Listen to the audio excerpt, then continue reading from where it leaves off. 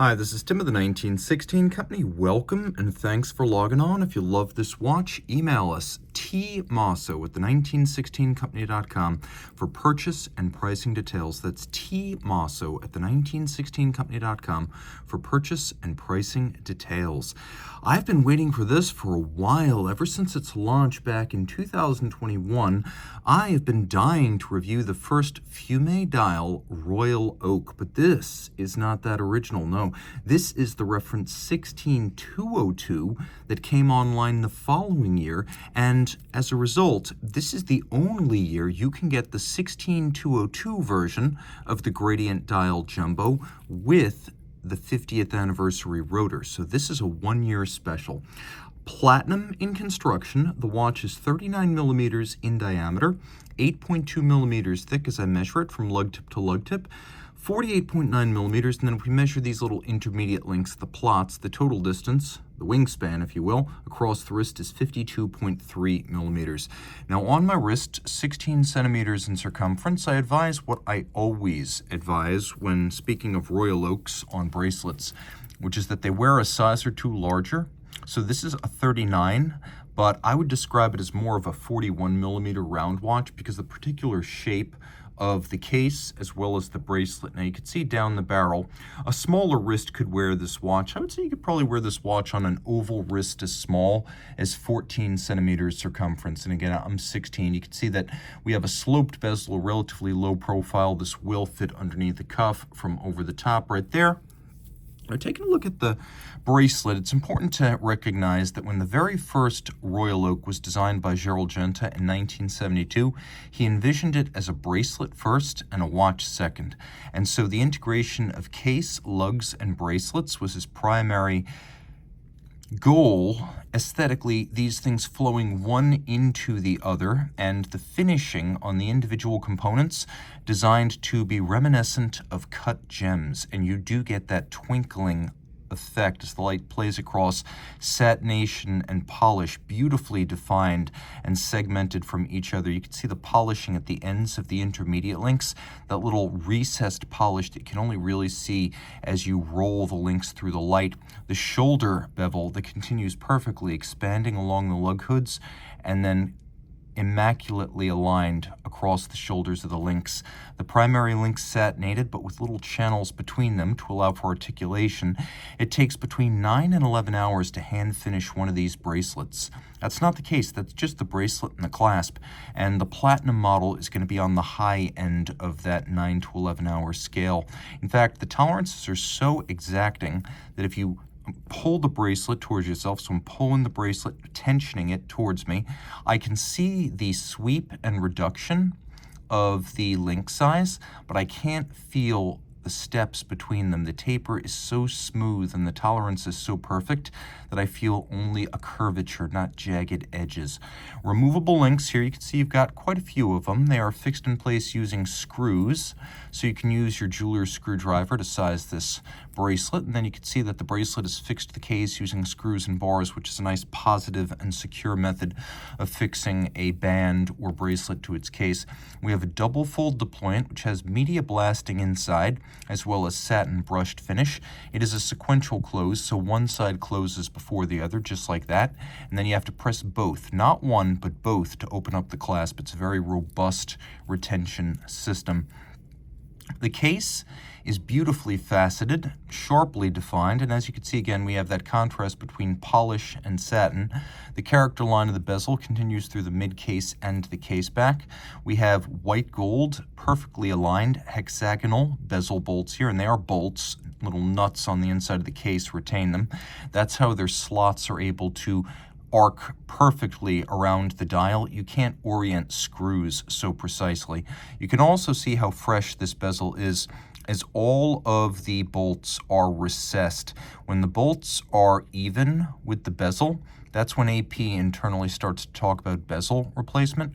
What we have right here is outstanding condition, likely never touched. The hexagonal form of the bolt is echoed in the form of the crown. It is a push-down crown. The watch is 50 meters water resistant, so those two features, push-down crown and 50 meters, I recommend splash exposure to water only, not submergence. And This watch features a dial unlike any on any Royal Oak before it, when this green gradient fumé or smoked look bowed in 2021 with what was called the Audemars Piguet Royal Oak Green Collection. It was the first ever use of this type of dial on a Royal Oak. Now, the first thing you'll note is that there's no hobnail design. This is actually a brushed sunburst with a metallic grain to it. And then we have this fade from metallic green at center to almost black at the edge. You can see the inner bezel is mirror polished to reflect light across it, that the logo, the hands, and all the indices are white gold so that they will never tarnish, oxidize, or fade with time. We'll do a quick lume shot so you can see that the watch includes plenty of luminescence, and you can see a little bit of the reflection on that mirror polished inner bezel. The rounded octagonal bezel form, as envisioned by Gerald Genta in 1972, was inspired by a vintage diving helmet. Now, one feature that was new for 2022 on these watches, with the 16202 supplanting the old 15202, we gained a true quickset for the date mechanism. So that is new on these watches. We're going to roll over to the case back. And one feature I do like about the 7121 caliber is that it has a beautiful symmetry about it. You can see we have this lovely bridge for the barrel that sits opposite of a nearly identically drawn bridge for the balance. Also, you can see that it's a larger movement that better fills the case back than the old JLC-based 2121. Other features include a combination of a free-sprung architecture and a full balance bridge now. So the old 2121 had a free-sprung Gyromax style balance. That continues here, although the balance design specifically is different. But we have anchoring on both sides of the bridge to better brace it against shock. You can also see the new solution for holding the hairspring, and the idea here is that it allows for placement of the oscillator and the hairspring without mangling or disfiguring the hairspring. So the last thing you do is you attach the hairspring to its little stud holder right there. You can see how the stud holder sits across from the balance itself. And so that keeps the stud holder very fixed in its position, whereas in the past it was always possible to have a little bit of warping of the hairspring. This keeps it perfectly oriented with respect to the balance, and it's also aesthetically beautiful. It's a nod to the pocket watch era when hairsprings were sometimes fixed on a stud external to the bridge structure. Taking a quick look, you can see that we have a combination here of stripes, engine turning on the base plate, stripes across the bridges. We have satination as well as polish on the various wheels, polish on all the screw heads. We have satination on some of the peripheral structures. And on the barrel, you can see that we have snailing atop the barrel.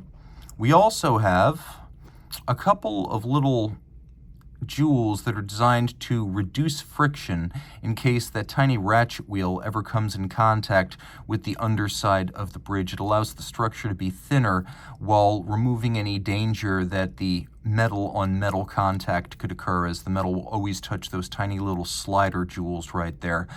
Automatic winding, you can see now we have a bigger movement with 50 hours of power reserve, or I should say 55 hours, thanks to a larger barrel.